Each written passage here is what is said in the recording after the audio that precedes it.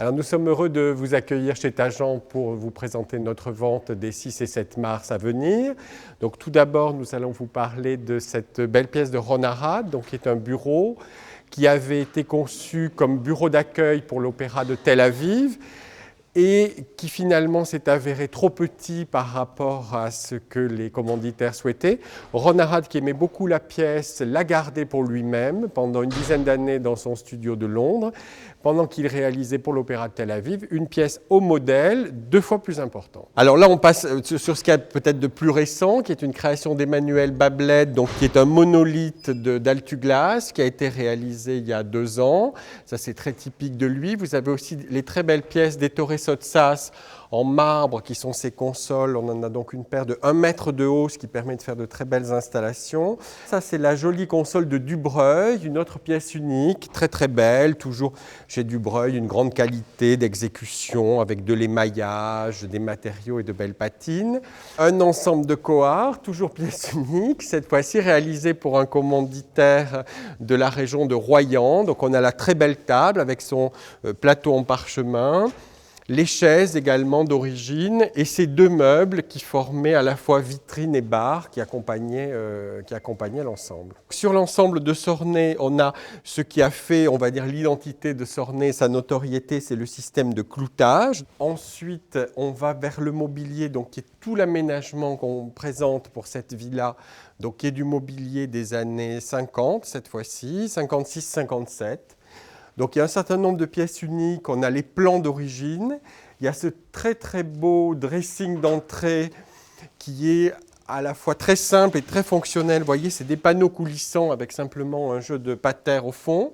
Il y avait également dans la même maison cette console spectaculaire également, vous voyez, ça donnait beaucoup d'ampleur à la maison. Et coloris flashy. Et coloris flashy, oui, oui.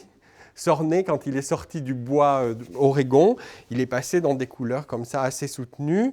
Il y a également cette table qui est assez intéressante parce que ça reste toujours un esprit fonctionnaliste. Donc elle est monte-descend, donc voilà, elle se transforme de table à bridge ou de salle à manger en table basse. On a un bar également assez astucieux, donc qui est ici qui permet, donc quand il est en position fermée, et ensuite c'est les rainures et le galbe en fait externe dans lesquels coulissent les pièces, et donc ça donne un meuble un peu avec 2 identités visuelles. Alors là encore, il y a toujours l'idée du multi-usage, donc cette fois-ci, le dossier, vous voyez, c'est un peu lourd, mais le dossier est mobile, et donc sans déplacer le canapé, on peut changer le sens dans lequel on l'utilise.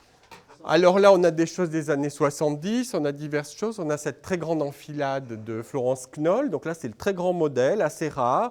Là, on a une autre console de Sottsass en marbre. Celle-ci est nommée, elle s'appelle la console Monténégro. Vous voyez, c'est des monolithes importants avec des galbes tout à fait séduisants. Les Italiens sont assez forts pour ça. Vous voyez, il y a cette table-là qui est complètement profilée. Comme un cristal même, c'est encore plus marqué qu'une aile d'avion. On a un petit peu de mobilier scandinave aussi, qui est toujours très joli, confortable, bien fabriqué. Ça, c'est assez casual, si on peut dire. Et alors maintenant, on arrive à la collection des pièces de Curtis Gere. Et cette fois-ci, on a plutôt des ornements qui sont en cuivre et en laiton. Donc vous voyez, il y a tout un jeu d'oursins, donc là, sur cette thématique de la nature. Pour faire son propre home cinéma, on a des ensembles de sièges donc, créés par Carlo Molino pour la RAI à Turin, puisque Carlo Molino était originaire de Turin.